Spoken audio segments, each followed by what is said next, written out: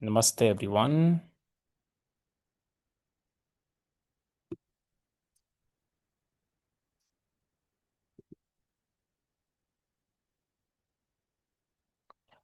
I believe all of you are great practicing. Can you hear me? Thank you. Okay, so I will take questions which is sent to me, and after that, in have a little time, I will take your questions also, if anything comes up.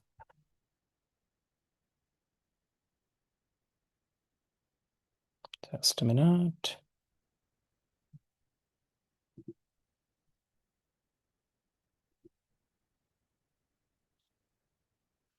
Okay, the first part,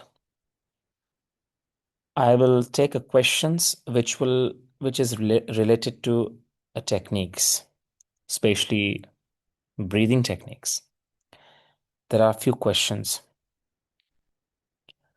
So I will not name who asked the questions because answers are for everybody. So actually, the one who is asking for everyone the same, because you are following the same path. So one way or another, you also have kind of same questions, but we prioritize those questions which are mostly, disturbing us or which comes first in the mind. Same like when Bhagavad Gita started.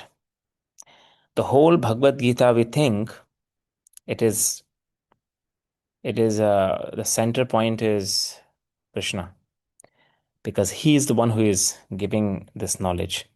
But actually, it's opposite. Center is Arjun, the one who is asking. Because knowledge is there. We need to know, we need to ask the questions. Knowledge is in universe. We need to become the one who asks the questions. For example, prana is everywhere. Mahaprana. Mahaprana is everywhere, but we need to become that person who can receive this. But it's available for everyone. The same thing, the question who is asking, because Arjuna asks so many questions and not for himself. Actually, this is the problem for all of us. It's related to our mind also. Whatever he is asking, it's for us. So he become a mediator for us. We also have a same question. Just sometimes it doesn't come. So yeah, the first question, when should belly breathing be used versus when should belly breathing be used versus full breathing? So good question. Means which pranayama or which techniques you should focus on belly breathing and which techniques you should focus on full body breath, which is yogic breath. This is a very good question because this question is definitely for many of you have in your mind. Like when to use belly and when not to use belly, basically. So this is the first thing. Then the second is connected to this. When we do forceful inhale through one nose, or when we do anulom vilom, full breath is used. But when transitioning into nadi shodhan, only belly breathing is done. So is there a guiding principle to know how to breathe in each technique? So I will take from this last one because this is how we'll start to explain. So actually, when we say belly breathing, especially if you see the basic techniques, even in asana, the most of the time a teacher or the books they emphasize on belly breathing. Belly breathing, why we say belly breathing? This is what first we need to understand. First, I'm talking about the physical level, then I will talk about more psychic, energetical view of it. Physical level, we say belly breathing not because we want belly to be used most of the time. It's not like that, especially in asana. When you practice asana, why teacher says that practice belly breathing? Let's say you're doing forward bending, back bend, any kind of, every teacher or every class, even you yourself, when you learn and when you teach those who are teacher, you also maybe emphasize on that belly breathing.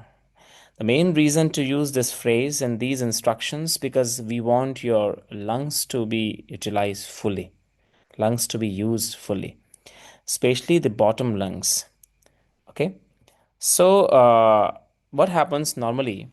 Our breath is not actually conscious breathing. That's why we don't use full capacity of the lungs. Our breath is not conscious right now.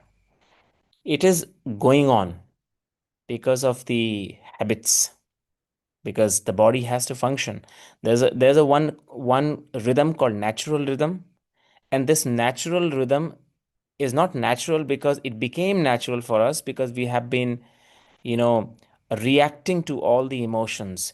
What do you think that you breathe right now? Whatever you breathe right now, what do you think? It's a natural breath for you? It's not. You know, in sometimes in classes, when we say, okay, now come back to natural breath, these kind of instructions. And then for you, natural breath means don't push. This is very deep. I'm going to say now for you. When we say come back to natural breathing, and when we think, okay, natural breath means don't do any efforts to make it deep. So you come back to natural breath. This is natural for us. But actually, it's not natural still. Why? Because the same breath is triggered and same breath is following your emotions, the current state right now. Whatever emotions you will have right now at that time, the breath will follow that. Do you understand what I'm saying? But because we are not aware most of the time how breath is changing when my emotions are changing, that's why for us it's hard to recognize this, that is it natural or not natural. So it became natural for us. So for example, if you ask someone who is getting angry again and again, for him his breath is natural also. And for the person who is sad all the time, for him it's natural. Because for him, his mind could not recognize the emotions or the breath before emotions arises. Because actually, first of all, breath changes, then emotions appears. It blasted. If person is conscious, he will notice that transition. Because emotions require the pranic flow to be blasted energetically. Your emotions cannot come, cannot appear, cannot be expressed if there's no backward force to it. For example, if you're doing something, you need energy to do something, right? How your physical body is moving, because you need energy to do something. But if I ask you that, do you feel that energy first before you do actions? You may not notice this, because mostly we notice our actions, which is appeared to us and which is mostly we can feel it, right? We think our physical body is functioning, so you think you have energy, but do you feel every force behind every actions you do? No, because you couldn't reach there, you can't reach there. But for us it's natural. Same thing, the person who is angry, for his short breath is natural. That's why sometimes when I was teaching in the past, new I was a long time back when I was starting teaching. So after Bihar School of Yoga, because we have been, when I was in Bihar School of Yoga, I was in 2011. So when I came out, because I was there almost in a year, because I went there for longer journey, short journey first, and then stayed there, couldn't come back. Just in my mind didn't allow me to run from there. I wanted to be there. But when I came from there and I was teaching, and then I found out many times when I say, okay, now inhale, if I tell to some students, practitioners, I say, okay, inhale. So when they inhale, the belly goes in. Opposite. Usually should be like a balloon. Inhale, expansion should be there. That's the natural. Natural means according to pranayama, it's natural. This is how it has to be. This is how the physical body, your respiration should be. For anatomy, this is natural. But for people, natural was when I'm saying inhale, the belly goes in. And then I ask them, so what is this for you? Do you feel some discomfort? They don't feel discomfort. Do you feel something like heavy on your stomach when you inhale? No. For us, it's natural. And then when I was teaching them opposite, okay, now inhale and imagine that your stomach goes out. And that was not natural for them. You see? So when I'm asking you, okay, now come back to natural breathing, actually it's a illusion right now for all of you because I notice because I'm watching you. You don't notice. And why I notice because I see your reactions when you practice. So for us, what is natural, it's not natural actually. That's why I'm telling again and again. When I'm saying some instructions, follow as it is, then it becomes natural. Don't follow sometimes. Remember I was telling each of my instructions has a reason behind it. Sometimes I'm telling you, okay, when there's a feeling, good feeling, don't stuck there, because that's also a trap. Because when you're stuck there again, it becomes natural for you, and then slowly it will drain you, and you will go to sleep very nice, and suddenly you're lost. So we'll be lost in feeling, and that feeling, because it's very nice first time I want to be there, so we lose the consciousness and you lose my instructions, and that's how it works. So what is natural, it's not natural. So for them, when I was teaching, okay, now inhale, belly out. So for them, it took almost a month to make this process natural, because the previous one was natural for years. And now to replace it with a new one, body couldn't accept. So that became a big problem actually. They started questioning me. You're not teaching right. And many times, and not only one student, many students, you're not teaching right. Maybe you need to go and learn again. I was questioning myself after that actually. After each class, I'm coming back to home. I'm thinking, yeah, actually, this is right. Because if many of them they are questioning me, something is some problem is in me. So I was also started thinking long time. Then when and I started asking actually to many teachers from Bihar School of Yoga, because I was connected to them. Swamiji, I think some problem in techniques. And they also got confused. Some problem in technique? Which book? So that was a funny story actually, when I was there and started teaching, and then slowly it became unnatural for me. That no, they are not natural. I need to stay with myself. So when I'm saying actually to breathe to the navel, the reason behind it, and not only I say, if someone says, or some asana practitioners, sometimes a teacher even don't know, because we follow only the instruction whatever we heard. So whenever we say inhale deep, it doesn't mean only to expand the belly. The first reason is we want your lungs to be involved fully. Then only when the lungs are involved, there's a proper diaphragm involvement, and these two are properly involved, then you don't even need sometimes expansion of the belly. There's something deep I'm saying to you. So when your lungs are involved and there's a proper movement of diaphragm, anatomical work is better. Sometimes you don't need to push yourself to expand your navel out. So it then you remember many times I'm giving you instruction that actually your belly not always goes front, it goes side, because the pranic movement of saman vayu. There's a pancha vayu in Pranic Purification Part 1. I was explaining to you. There are 5 types of vayu called pancha vayu. Pran, Apan, Udan, and it means 5 types of energies. Every Vayu energetical movement is different than your physical movement. For example, stomach area, navel, which is responsible for digestion. This Vayu, which is responsible there, it's called Samana Vayu. If this is disturbed, you have stomach related problems. Okay. So that Vayu movement of that energy is not front and back, it's a side, Samana Vayu. So, for example, energetically, someone in a private one-to-one session was asking me that stomach digestion problem, right? There was a digestion problem, stomach problem, constipation. So sometimes when someone have a constipation because of disturbed samana vayu. So energetically, if you want to cure it, energetical action is not to think of movement of navel front and back.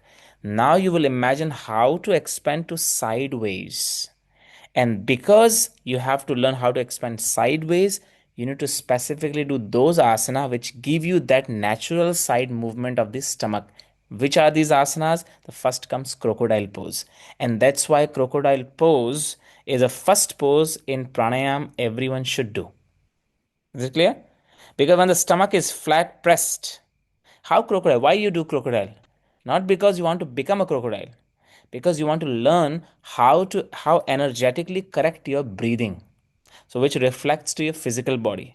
So it becomes sideways breathing. That's the movement of samana vayu energetically. So when I'm saying deep inhale, deep exhale, basically two things are there. I want you to use your whole lungs.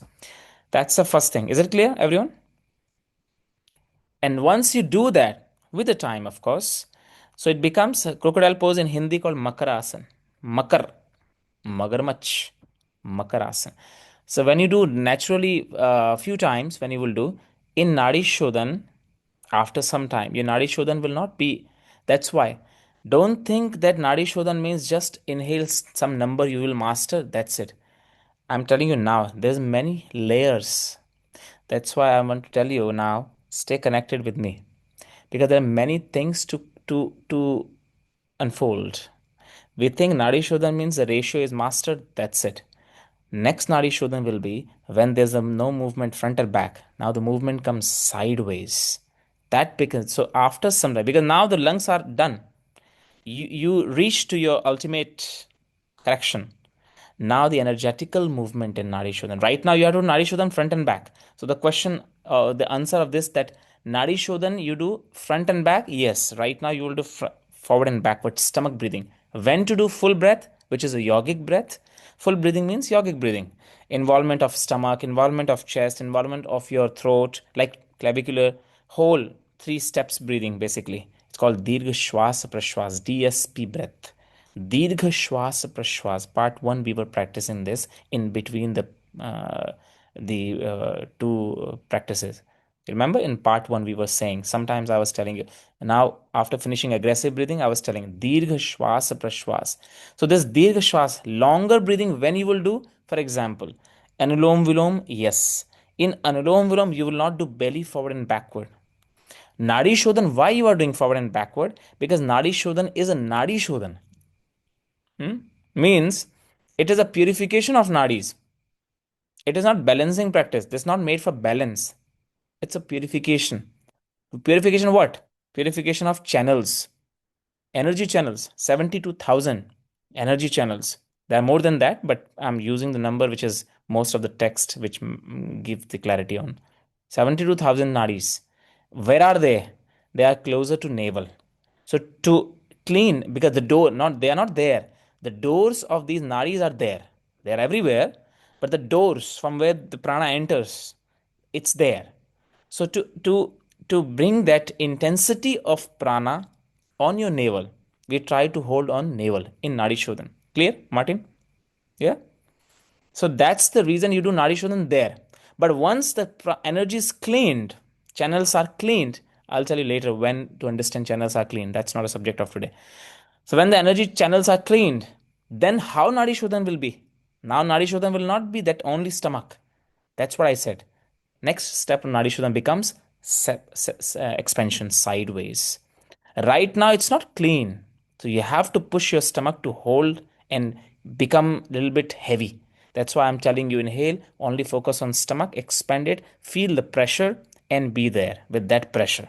Then you release it after some times. So because of that, but when it comes to Anulom Vilom, it's a balancing. So any kind of balancing pose, full breathing.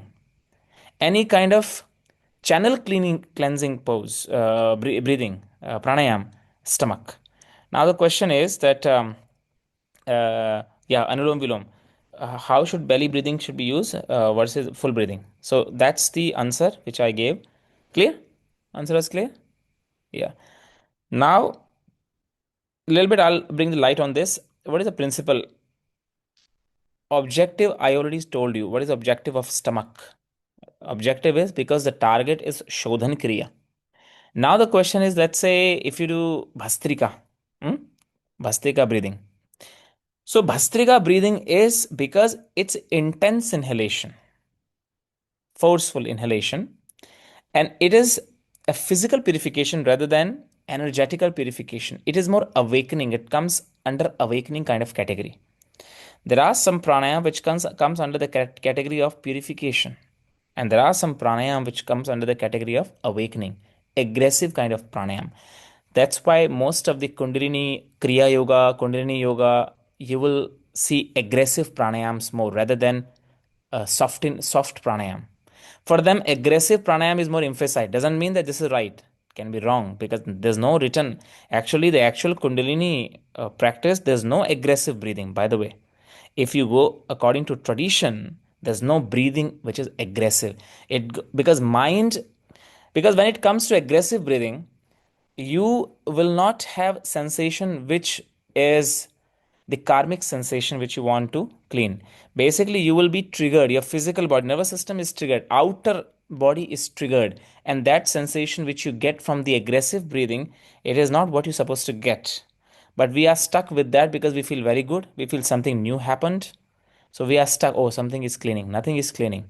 Actually, we are into more illusion that something is cleaning. Like I said, you think that it's normal breathing. It's not. Like I said to you. Now, next time, actually, you will remember because I already told you. Next time, when I will say come back to natural breathing, you have to see that time. This breath, which for you it's natural, is followed by which emotion? If it is stable, this natural breathing is okay. But if you feel they're bored, if you feel they're sleepy, if you feel what is the state of the mind, and then you check, then it's not natural. We don't need this natural. We need only one natural breath. When you are ekagra state, then it's fine. Otherwise, you have to go for a different breathing. So, for example, when it comes to Kundalini Yoga, Kriya Yoga, yes, because Kriya Yoga is later developed. So there's a Kriya. That's why it's called Kriya. Actions, aggressive actions. But when it comes to Kundalini, it's not actions. There's no Kriya. It's a different. That's why the practices and tradition, it's a different practice.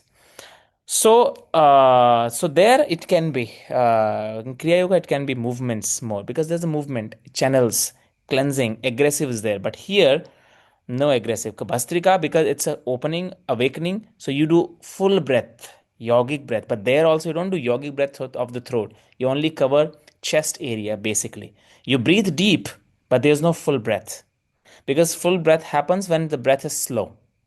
Full breath does not happen when the breath is intense. So their lungs are in priority. Same like Kapalbhati, stomach is in priority. Bhastrika, lungs are in priority.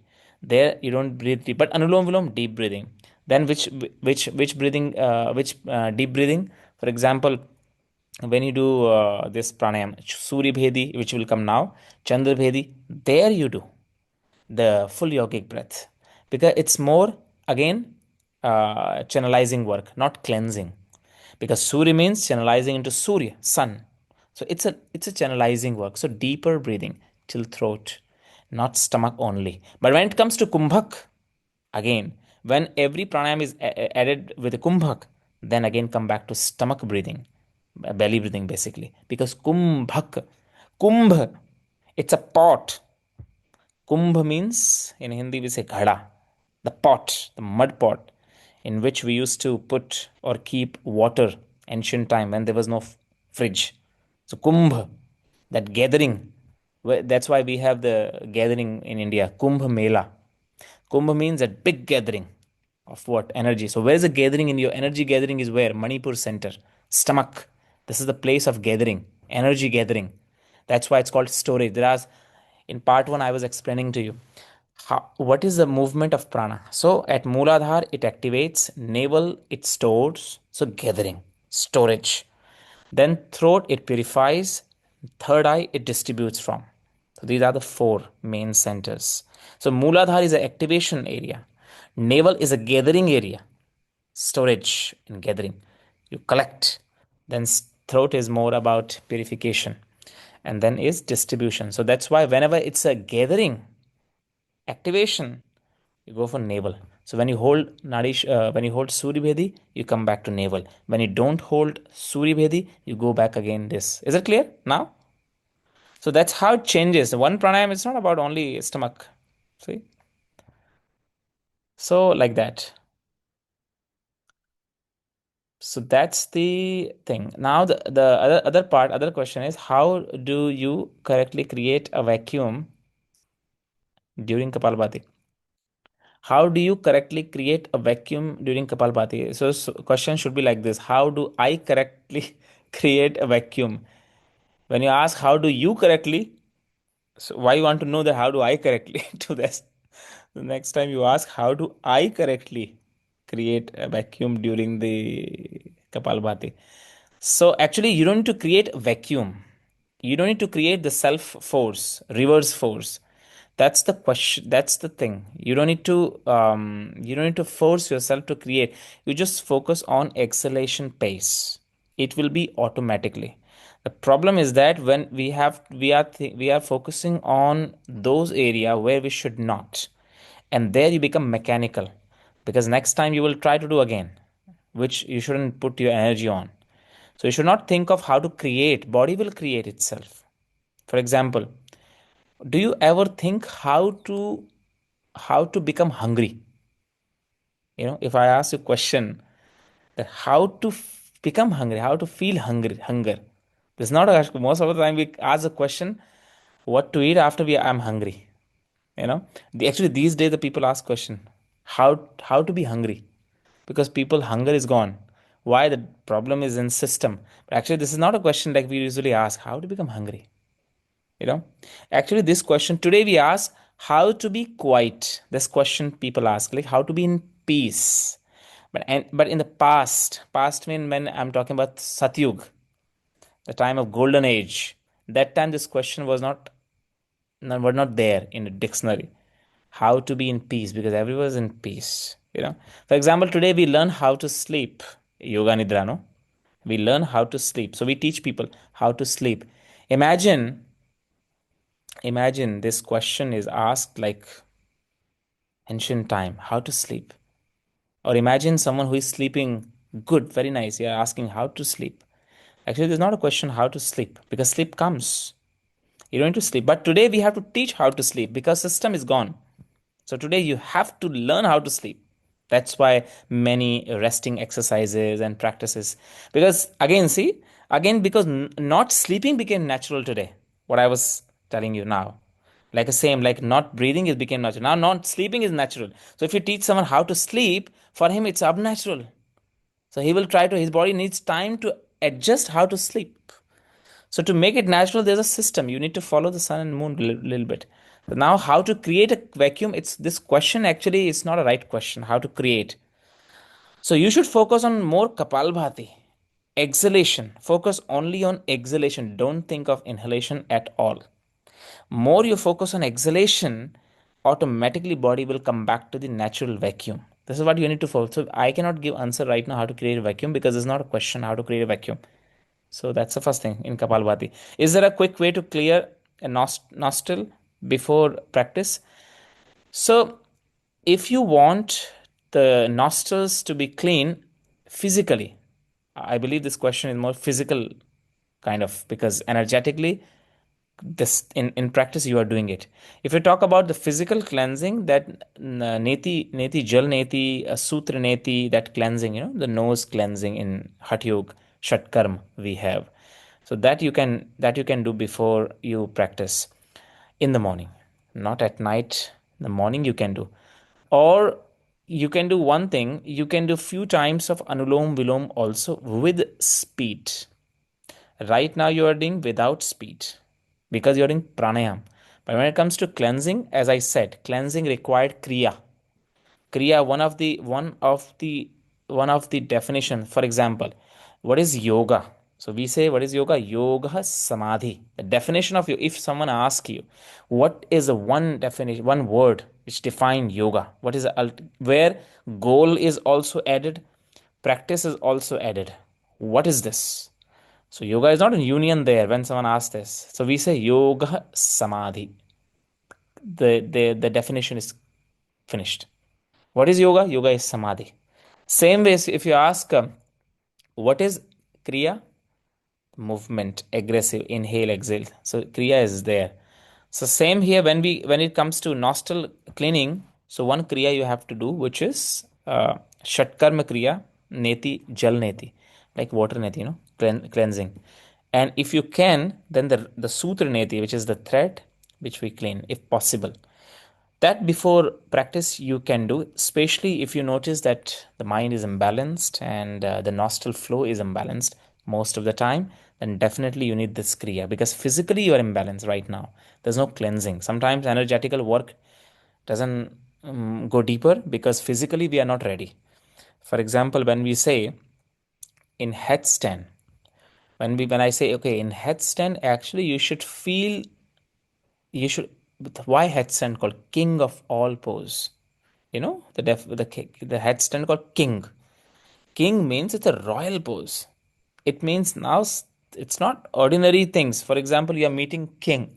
When you are with a king, which question you will ask? You will not ask very random questions, simple questions. There's special time. There's special questions maybe. Something you will not ask that give me only one cow, for example. You'll ask, oh, give me the 1,000 cows because this is king. He has the ability to give 1,000. You not ask small. So, for example, when you do headstand, we don't think of that time how to balance. Most of the people, we think of headstand means we ask from headstand how to balance. Really? This is what you are asking how to balance. It's the same like you're praying for Shiva and Shiva appear one day. And you're asking Shiva, actually, I cannot do Kapalbhati force. How can I do? You're asking Shiva. This is a time you need to ask how to be with you. We are asking how to correct my breathing. You see, opportunity is gone. The same thing happens, the king of all poses. So most of the time we think, okay, headstand I want to do. Why? Because I want to balance. No, it's a reverse. You see, the energetically your chakras are reversed. Actually, it's a time to feel samadhi. It's time to be in that equanimous state where you are not attracted to the or disturbed from the physical body, neither you are disturbed with the mental sickness. But we don't ask this. When someone asks, sometimes we tell what to do there. But because we don't ask, we have to teach how to balance because the body is not responding responsive with that things. The same thing here. Sometimes energetically you don't feel because the physical body is not ready. So cleansing, nostril cleansing is very helpful. So you do neti kriya before, but don't do every day. Maybe sometimes once or 3 days is more than enough for a practitioner. Those who are good practitioners, like who can understand and remove the water out after practice, you can do every day. But I don't recommend because I don't know every day what your body will, kind of feel. So better once or 3 days is okay enough. In sickness, once in a week is enough. What should be done if one nostril became blocked during the practice? That's why we are doing before Nadi Shodhan that aggressive inhale exhale. Right now, you may feel that at that point of time you open for little time. Keep doing it. You need to make it habit. Your body needs to know. It's all work with sensation. The moment your mind goes to nose, it should open. For example, for example, if I ask you, or actually we are doing it. So Swami Rama, I gave you example of Swami Rama one time, a yogi, great yogi in Rishikesh. So so there was experiment on him, many experiments about the heartbeat. He could stop for many minutes to hours and pulse. So sometimes the machines, heavy machines, could not deduct the pulse rate. So according to the machine, the body is dead, but this guy is alive after some times. So actually, that's a deep work. So he used to do one more thing that, for example, his both hands are right now same temperature, but he could change it. For example, he could change the right hand cooler than the left one temperature. So what happens when it happens? It happens when the prana started moving through manas mind. Right now you are doing breathing to move the prana. Okay, that's why many posts and many times I say this. Pranayama is not a breathing exercise. There's a relation between them. They are from the same family. For example, you have a siblings, but your siblings is not same as you, but they are with the same family, under same family, right?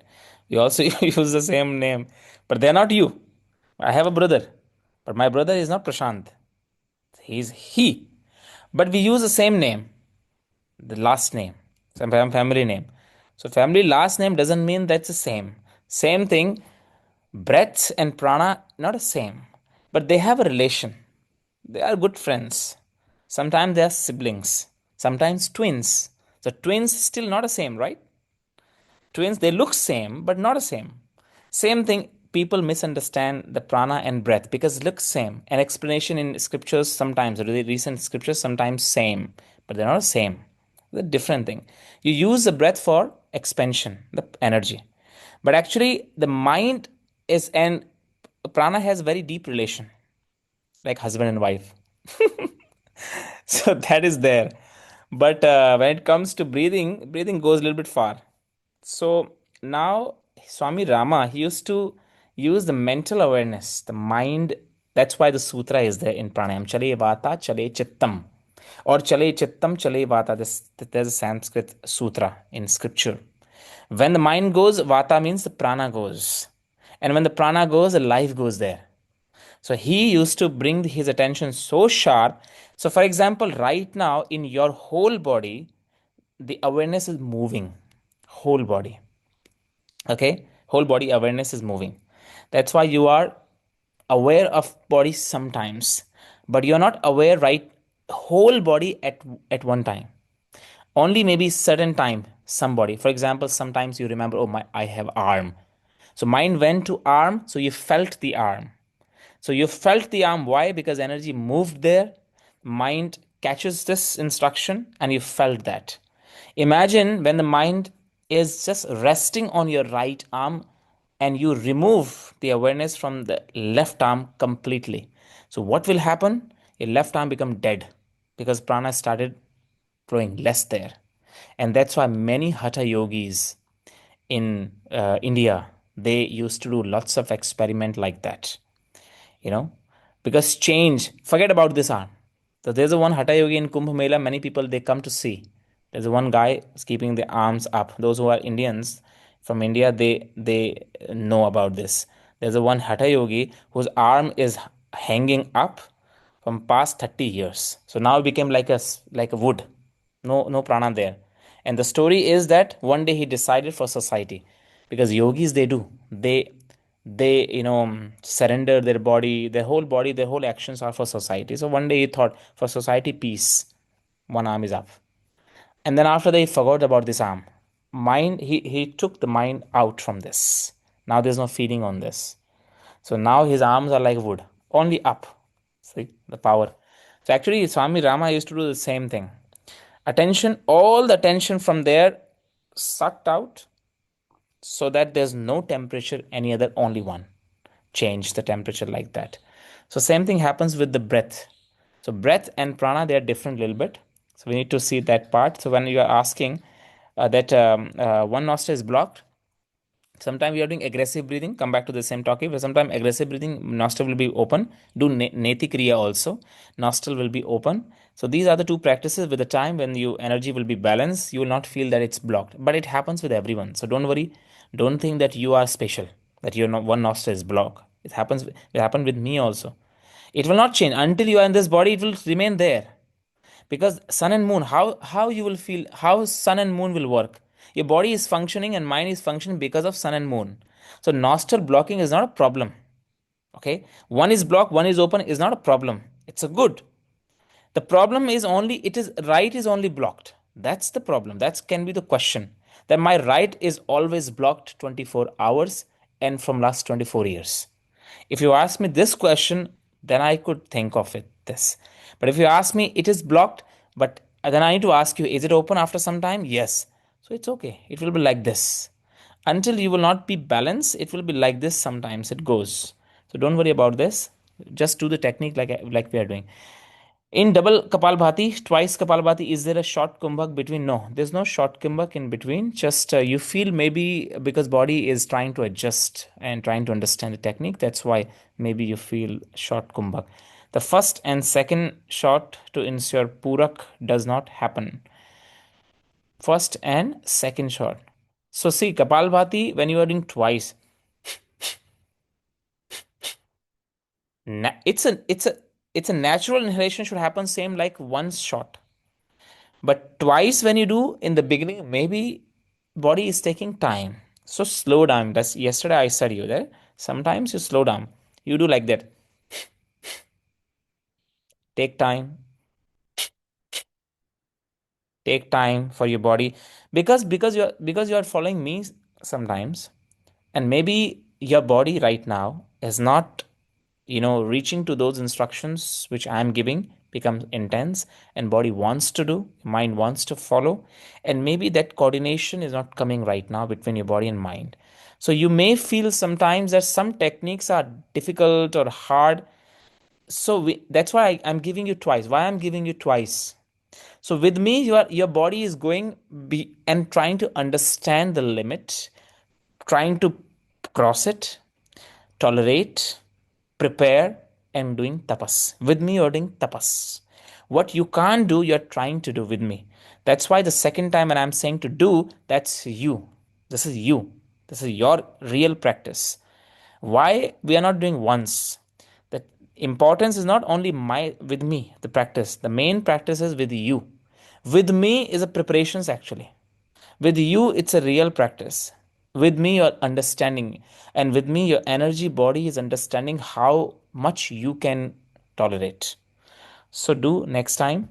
Don't worry. It has to be full exhalation, no kumbhak.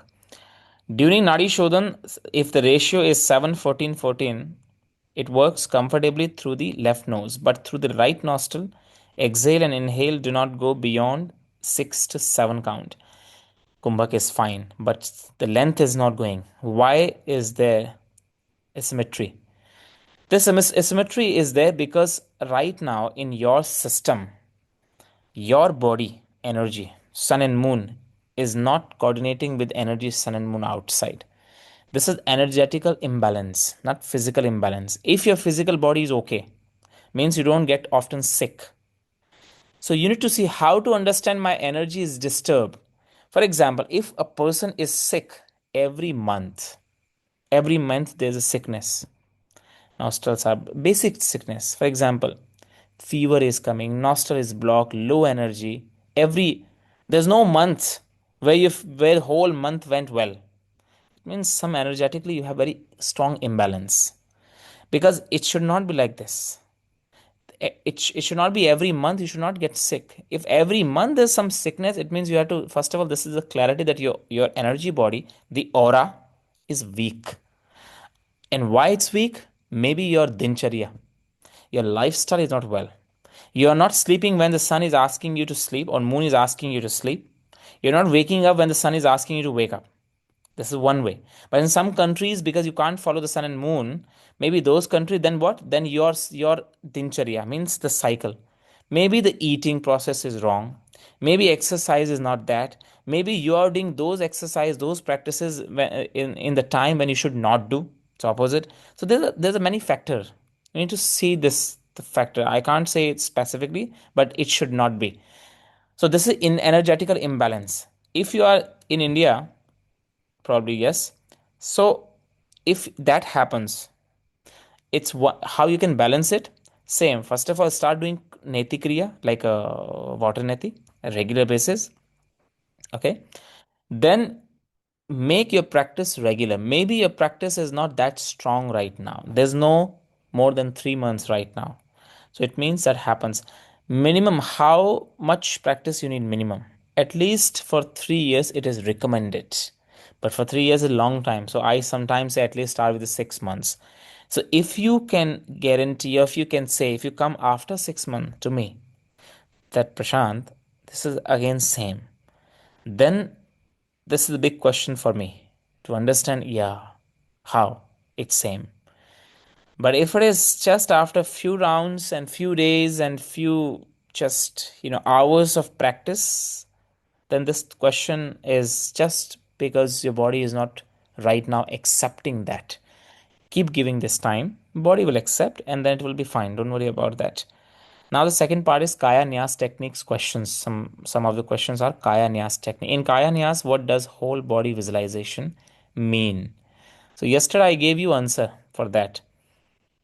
You remember yesterday I was telling you how when I was explaining how to know how to see the body like a energy body, and I was telling you the example of shadow, like a shadow requires the foundation same way. So you see that recording and try to understand that part, but still how to visualize the whole body. What is the whole? What does whole body means? Whole body means now physical body visualization means the sense. Feel that this is your body. For example, if I ask you, eyes are closed, visualize a tree. Tree. So definitely you will visualize the tree. But I don't know which tree. Eucalyptus tree, mango tree, or small plant. I don't know about that. Why you are visualizing this tree? You are visualizing the tree based on your previous accumulated memories. You know, the tree which you know gave you that deep emotional connection, you will visualize that tree. But that is also change.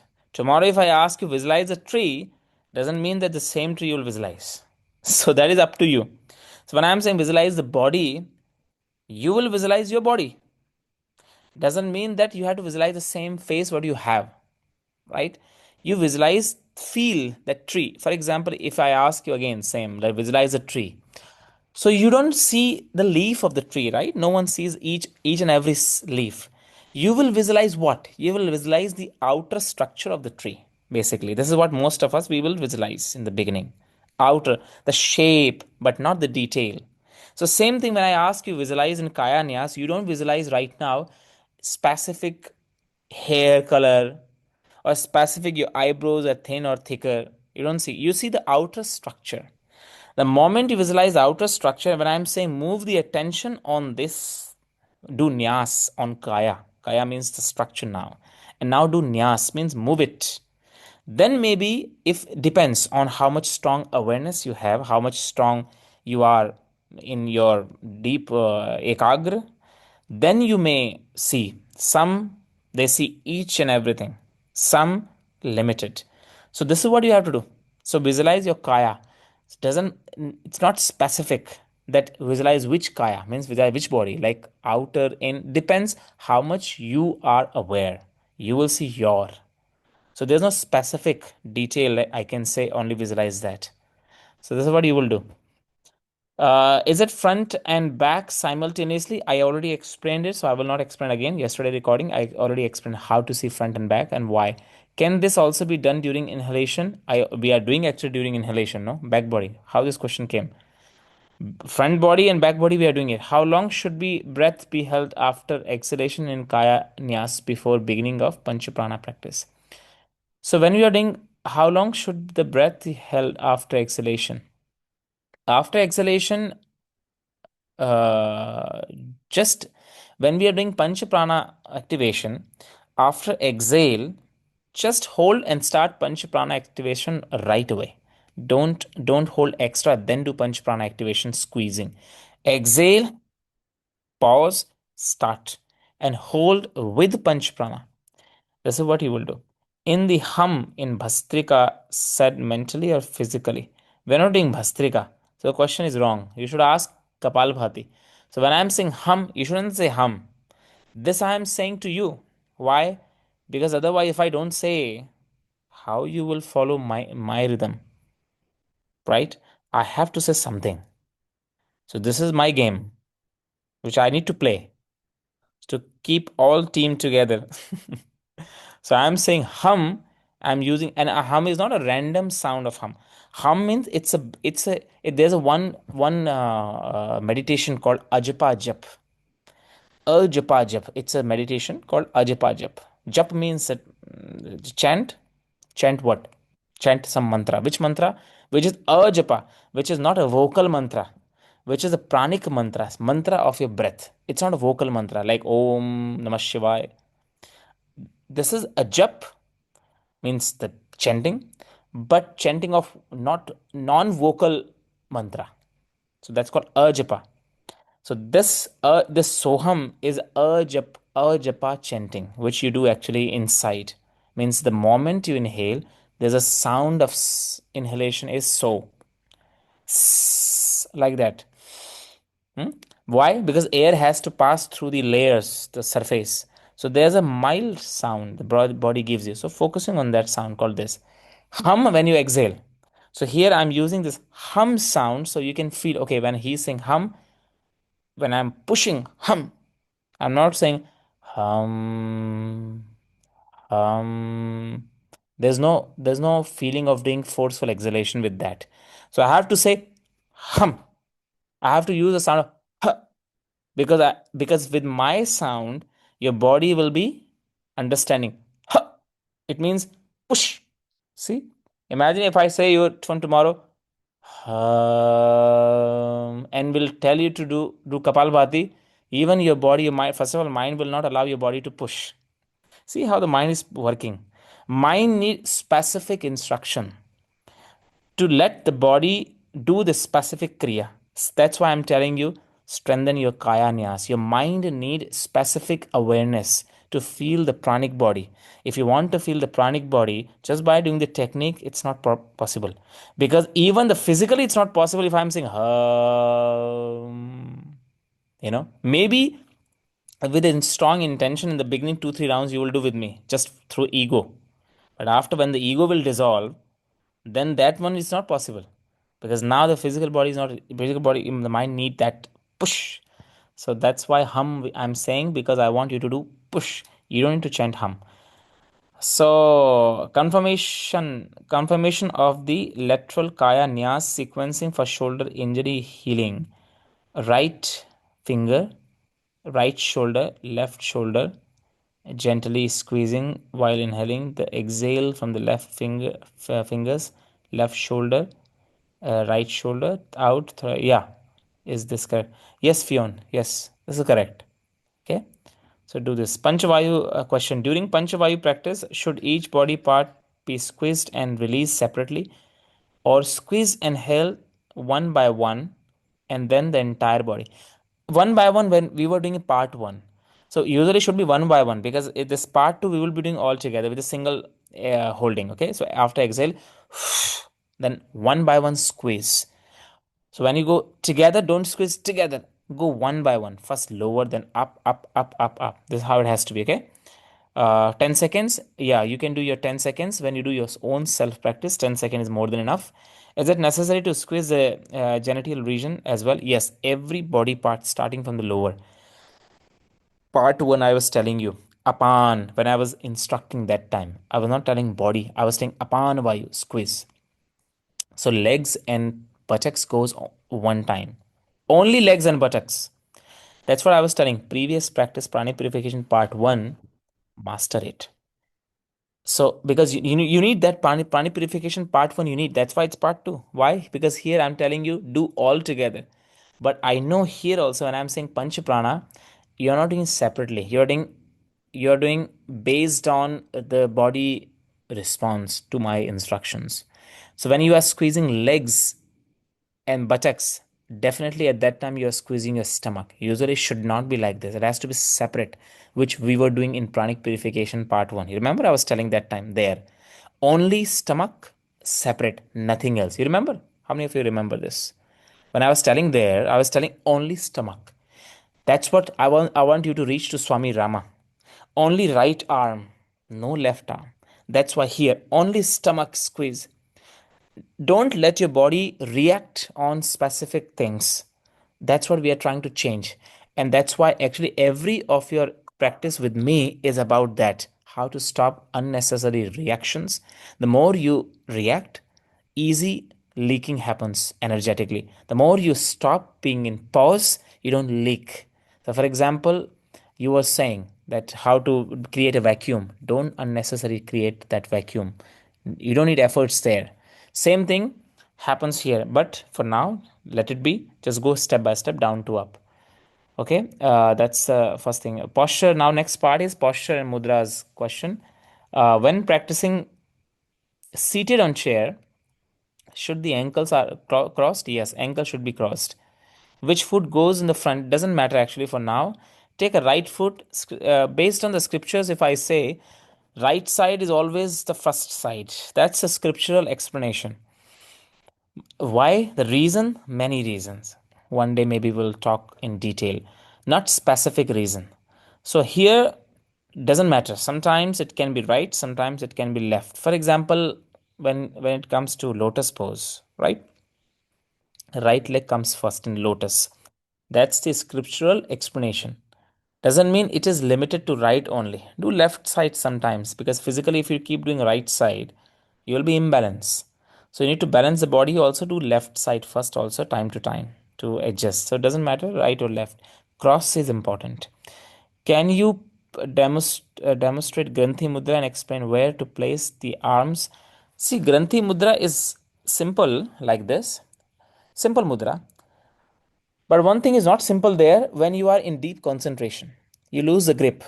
So, for example, right now it's a cross to cross, the root to root. See, there's no gap. Right now, you have to do this. Granthi means the complete close. But you will notice one thing. What? When you are in deeper meditative state after certain round of pranayam, you will notice this gap will start losing. You will notice this also. So now Granthi Mudra means when it is this, and how to keep this there between your legs. For example, you are sitting in a cross leg. Okay, when we if you want to see the demonstration tomorrow in the coming day in a practice when we will do sitting. Right now I'm sitting on sofa. Then sitting, I will show you in my body, but I will explain when it is this. You just place closer to the body. The moment elbows are outside of the body, you will feel loose. So elbow has to be fully closer to the body. And why close to body? There's an energetical reason also. The moment elbows are out, instead of centering your prana, it start going away out of the center. So any kind of mudra you do, hand mudra, whether it is this mudra or that mudra or granthi mudra, keep your elbow close to body, even touch to the body. So became the feeling should be one body, not separately from the for the arms. Body has to be one. So this is a granthi mudra. Keep it together like that. Okay, no need to open so much. So that's a thing. Uh, Sitting in siddhasan in between the legs. So the front of the navel, below the front of Swadhisthana, on down, but rested your hands. The arm half, forearm is rested on your thigh, the cross leg. So you should feel supported. Sometimes I also recommend to place kind of folded blanket in between when you practice Granthi Mudra because sometimes in Siddhasan, lotus pose, you have a nice locked cross leg, but in Siddhasan, you don't have that nice cross leg. So sometimes hands goes to the earth down because it will fall down. And because of the gravity, the shoulder feels heavy. And after sometimes you may feel so much heaviness on the shoulder. So I sometimes recommend to take your elbow slightly back so hands comes on top of the leg because hands should not hang on the floor or should not touch the floor in Granthi Mudra. So you should, why not touch on the floor? Because fingers plays very important role in energy movement. The moment hands goes down, you will be triggered. So most of the practices when it comes to uplift, it goes reverse flow. So hand has to be always on top of something, either on knees or on maybe cushion. So better to keep your elbow slightly back or place a kind of towel, maybe folded blanket, or if your hands, you can place your hands in between the legs, but elbows are not resting because hands are maybe shorter than the trunk because anatomy is such. Somebody trunk is short, arms are long. That's okay. But someone trunk is long, arms are short, especially the for the upper arm, then elbow will be hanging. At that time, you will place two supported cushion under the elbow. So you can have that proper, stable hands. Is it clear now? So these are the few modifications that can be done. Okay, just make sure that your hands are not open. This you can manage. Now the things, the course is becoming increasingly complex. Requested written instructions to complement the session, especially for classes with strict sequence like today. So see, if you ask me, the course is becoming increasingly complex. Request to written instructions to complement this session. So if everything I will do, when you will do. So when you have, if I have to do, then I have to do this pranic purification for myself. So I will watch my own recording and I will do my own things. It's your turn now. So when you see the recording, see twice now recording. One for practice next time. Do another is afternoon to make notes. If you notice, I'm very much focused when I instruct, especially the technique. I'm very much aware when I guide. So you need to take extra action now to write down if you want to write down, right? Because if I come to write down, I have to take a time from the same session. If you want me to do that, then that is fine. Then I will be giving you the time for writing. Then the practice will be half of what we do. So that is not objective of this journey. The journey objective is to sometimes in some few things when I have to explain in a slides, I'm coming with that kind of explanation. But when it comes to the practice techniques, mind need to be receptive for that. So try one more time because recordings will be with you. Now you are having sometimes that maybe late, but you are having a recording. So try maybe afternoon one more time, open the recording to make a notes. Whatever I explain, I'm telling you one more thing. If you will make notes of what we are doing, you will have a complete book with you. Because what I'm explaining to you, it's mixed with scriptures, the personal practices, experience together. So you, if you think that something you don't understand the techniques or something, for example, see today only, it's a very simple questions, but you see the explanation how I'm focusing on explanation to make sure that you got the point with examples. So even today's session is a complete webinar on specific topic. So make a notes on it so you get the idea that how to go, because if you ask me to do, then this 1 hour if I'm teaching, it becomes a half hour. So when the practice will come, so try to do that. What is the so what is the roadmap of the program beyond pranic purification to? Later we will talk about this. The first week, not a first week question. Roadmap is when we are close to that point when you will see the road. Right now there's no road. You're going with me. Right now, imagine you all are behind me. Right now you are behind me, no? Imagine we are going on track. You are right now on a track with me. I'm in front. So you don't care where we are going because you're going with me. So this question you're asking me right now, roadmap, you're not individually going right now. So this question cannot be answered right now. So when you will go on track alone, solo track, then I will tell you this answer after 2 3 weeks. Right now we are together, and so we are doing campings together. We are friend today. Initial initial kaya nyas is long, repeated many times. What is the reason for that? Yeah, initial kaya nyas was long because to expand the awareness. First time we are doing lots of long. Even here also sometimes we'll be focusing on kaya nyas more. So here also sometimes more. Sometimes only dedicated to kaya nyas when the awareness is not. Some days you will feel that you are not very ready mentally. You have to do only kaya nyas because you're not ready for further expansion and channelizing. You will disturb your own system. Only kaya nyas. Request a resolution to the issue with a late recording. Yeah, that I'm trying. I'm really sorry for that. I'm trying my best to follow these things. So another is it normal to experience fewer sleeping hours as a result of practice? Yeah, this question was asked before also. Yeah, see, there's no problem if you sleep less. Okay, problem is when you're not resting. Sleeping less and sleeping more is not directly connected to the rest. Rest is not deciding, or sleep hours are not deciding the rest. It doesn't have that ability to decide. If you think that 8 hours means deep sleep, it's not like that. Yoga deny this. When we talk about deep sleep, this means that it can be achieved by a certain hour. When you have a deep sleep, if you see the whole hour, let's say you sleep at 9 o'clock at night and you wake up in the morning around 6 o'clock. Let's say this is normal hour of sleeping, right? This is most of us we say 9 hour and six. What do you think? Which time is the most important time that your sleep is deep, and what time you are the most the the brain is secreting those hormones which can take you to that deep sleep? What is this time when there's a dark night? Why we say close the light when you sleep?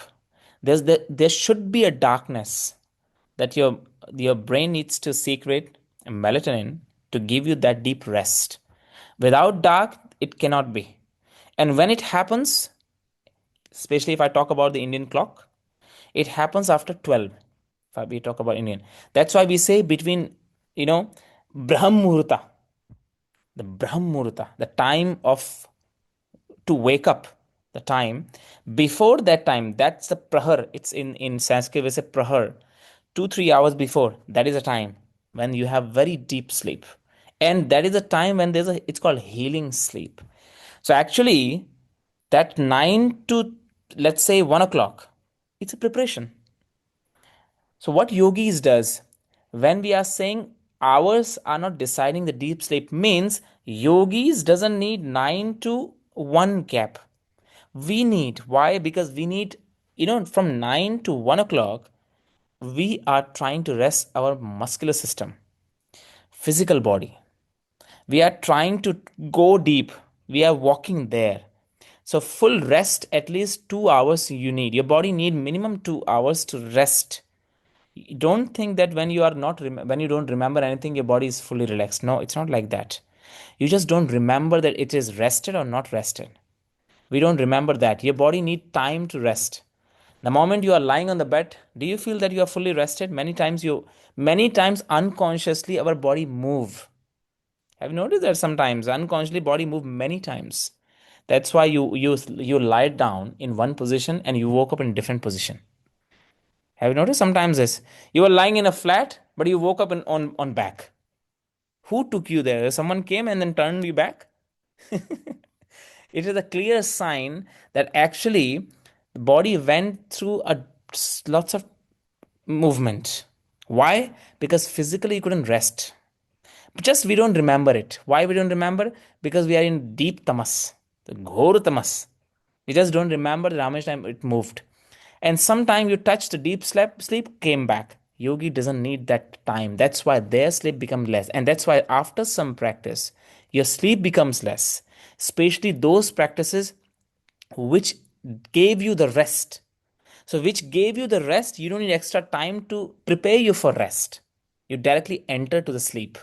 But the problem comes when it disturbs. Means if you are asking me that is it okay that my time, the sleeping time became less, it's okay. But if the question would be, is it okay that I cannot sleep? Then a different answer. Is it clear? Understand what I'm saying, everyone? So time is less, but sleep is the same, resting and good, it means it's okay. But if not good, actually that means also okay. Because some cleansing is happening sometimes. Then the third question, actually it is happening with me from last 1 month. Then the answer can be given. Right now, it's okay. So this is the few questions that you had. Some of the questions someone wrote, I will take from there.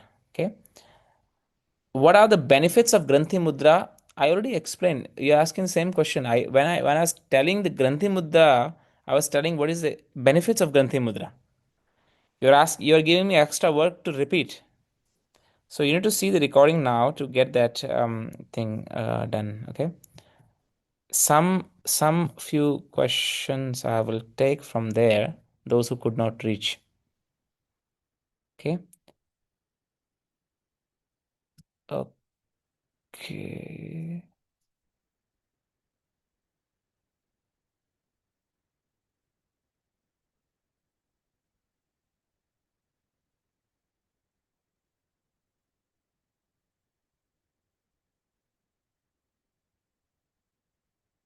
What is the difference between pause and kumbhak in practice?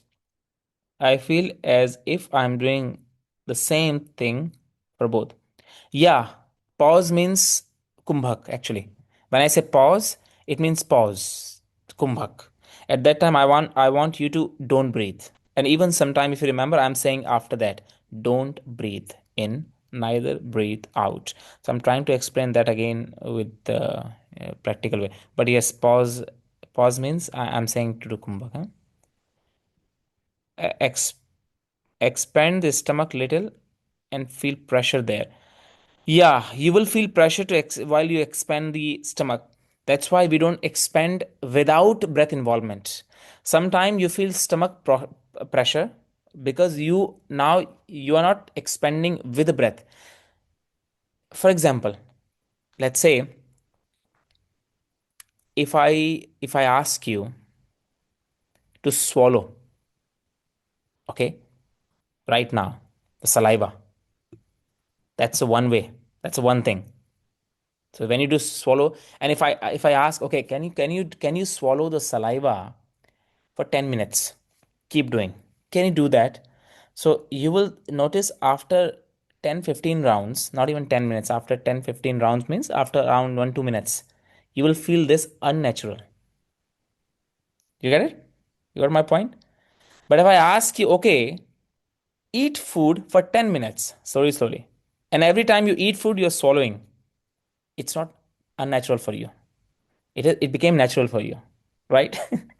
So same thing happens when your stomach, you push the stomach out without breath. It means without food. So definitely you'll feel not natural and pressure because right now food is not there. So inhalation, then you expand, you will not feel that pressure. If you do this without inhalation, then you will feel this. So that's the thing, okay?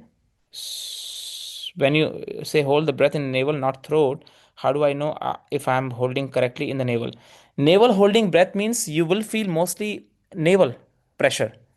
Inhale hold means there should be expansion feeling, like something is out from the body. You will feel the sensation there, you'll feel the heaviness there. These are the sign that the breath is holding in navel. If the breath is hold you're holding here, you will feel here sensation. You just need to be more deeper with observing more.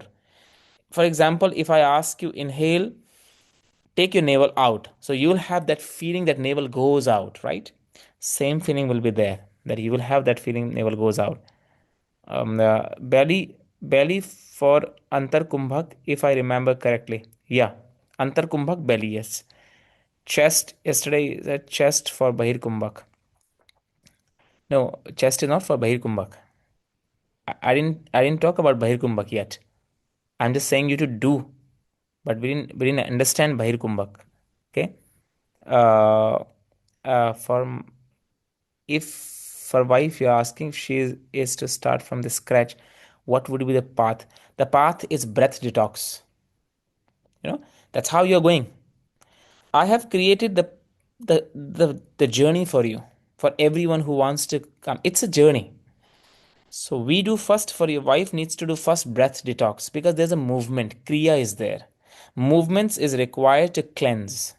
Then after breath detox, you have to have a pranic arambh. Arambh means now begin. Learn the techniques. The basic technique at least should be clear. Then the third comes the pranic purification 1. We will start in this coming months later. For her, she can join, and then she's ready. Then what you are doing, she can do also this with me. Start prana. Yeah. So this is journey. Also, what is the exercise breath work that needs to be avoided during menstruation cycle? See, menstruation cycle. Only one thing you should do, that is very passive breathing. Sometimes Brahmari also. Usually there's no connection. Physically, there's no connection. Sometimes we say Brahmari is this. Here, menstruation cycle is a different Vayu. Brahmari is a different Vayu. But actually, if you talk about energetical connection, Brahmari Pranayam, during Brahmari Pranayam, your Apan Vayu is strongly attracted. So When we talk about the techniques, this now I'm explaining you energetical view of this kind of techniques. When we say, okay, what should I avoid in menstruation cycle, for example, so most of us, we think menstruation cycle is a lower vayu work because it's a purification with a lower dwar doors. So we think, okay, avoid kapalbhati because it's more about pushing, so that's enough. And we can do Brahmari because it's a kind of a sound here, so it's okay. We need to connect the energetical view of it. For example, Brahmari pranayam attracts the apan vayu strongly. It's like you have a magnet. You took a big magnet and you put this magnet with the small iron there. It will be attracted quickly. So Brahmari pranayam, when you constantly do, it attracts the apan vayu. It means the flow goes upward, energetical flow. Right now, it should not. So you should not do this. But sometimes we avoid this because maybe we don't do that many rounds or that much longer Brahmari. So if you do just to make yourself calm, because of during menstruation emotions also fluctuate sometimes, just to make that emotion to settle, and if the breath length is not that long, Brahmari can be done like this. 5 seconds. One, done. Two, done.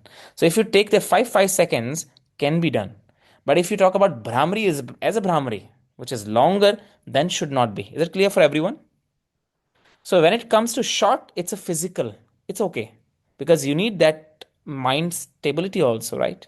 How you get this if every pranayam is avoided? Anulom Vilom can be done because Anulom Vilom is for directly hitting the nervous system, calming, soothing, resting. So this can be done. So, but Nadi Shodhan cannot be done because that's a energy purification and you are doing physical purification. Two different purification cannot go same time, either one at a time. Physical purification, for example, when you do panchakarma, hmm? In Ayurveda we have a panchakarma and nadi shodhan can't go together. You can't do panchakarma and nadi shodhan, you will be done. Panchakarma is panchakarma. It's a physical cleansing. It has to be only physical because most of the energy required there, you don't need extra to clean you. You have to be separated. That's why shat karma comes first. Then asana comes to stabilize that. Then pranayam comes. So at that time, Nadi Shodham you will not do. Anulom Vilom is okay because that's the different. Ujjayi also we sometimes avoid the same way. So Brahmari can be done, like I said. Anulom Vilom is okay. At that time, deep breathing is fine because that is possible. So deeper inhalation. And actually that time even deep breathing, you will not do expansion belly deep breathing. Means you are trying to inhale belly out.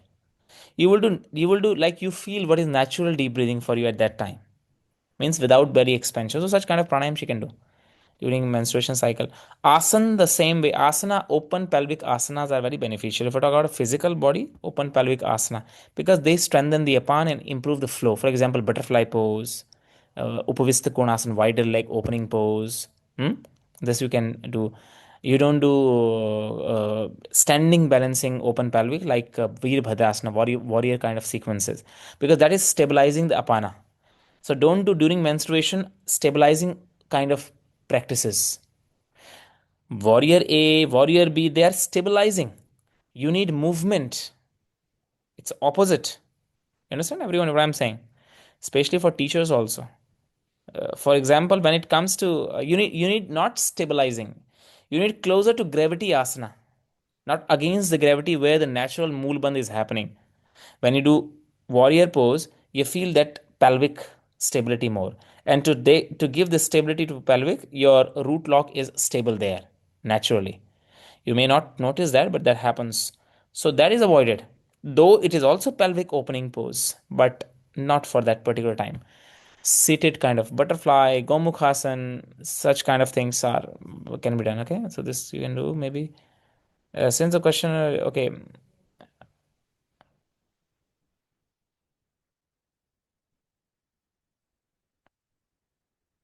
it is very important. Okay. Regarding the Panchavayu, from the beginning, I haven't known how to contract the different Vayus. Should I contract them with the physical body? Yes, physical body or with the subtle body.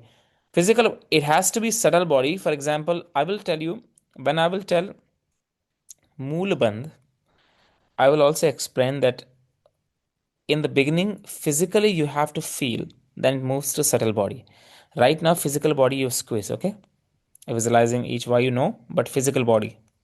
Tomorrow, a coming day, one day we will again do each individual pranic area to work with Panchavayu activation to get that idea. Monday we'll do again. But right now, for your self practice, each physical body, squeeze physical body. During Nadi Shodhans, should I close the lower gates anus? No. During breath retention. Don't do right now. Nadi Shodhan, don't clean. Don't close the bottom door. Okay? Wait for my instruction, the next part of Nadi Shodhan to add some few things. Okay?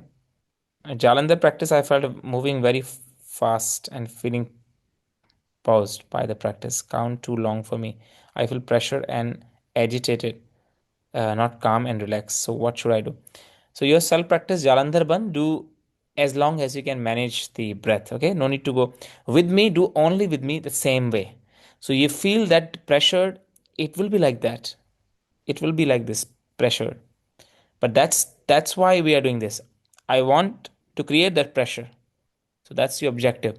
But in your self practice, go out from the pressure. So go with your own flow. Understand the technique well, but do your own flow and you do your own. Okay. Uh, so this you will do. Uh, okay. This question is: do we need the separate pranayam practice separately? This I will tell you again, close to the solo traveling time. Okay. Okay. You are asking Ujjayi Bhastrika will be added now, coming days. Such questions be make keep patience. Okay. Okay, thank you so much. I believe I could give enough explanation for your question. We'll meet again. Keep writing questions for Saturday. Write as many as you can. It will be for you good. I told you before also many times. Sometimes when it comes to the explanation, when it comes to experience, write down right after the class, because sometimes some experience they are new, so some questions can be new. So after every practice, maybe sit for a few seconds, a minute quietly, and observe. So when you observe, many things comes out, and that becomes a question. Sometimes it will be good for your self practice, not for your teachings, but for your self practice. The journey is for you. Keep it secret. Something should be secret for you. Hat Vidya Param Gopyaha. This is a sutra from Hatha Yoga, the first sutra actually, the scripture sutra. Before you start your Hatha Yoga practice, remember Hatha Yoga Param Gopya. Param means it's the biggest secret you should have. Means basically the explanation is your some practices should be secret practice, and that secret practice gives you the protection. If everything is out, then it will be difficult. Nothing is yours then. You should have something which is secret to you. So, the process which we are going through right now, you are very lucky and special that you got this chance, because not everyone is getting the chance to learn the things. Millions of people, no? Millions of practices. So, when we come to the path, it means we are lucky. Keep it secret with you, and that's your strength, because that will give you strength. Do not tell anyone about your experience, about the techniques which you're learning with me. Because more you keep it with you, that becomes the power. And more you work with that becomes a power. Many things, when I do my self practice, I keep it with me. I'm not teaching those what I'm doing. When I'm doing something else, then I'm teaching those what I did. So it goes like this. Something has to be very secret that particular period of time. I'm teaching sometime handstand because handstand I can do. What to hold there? I can do asan.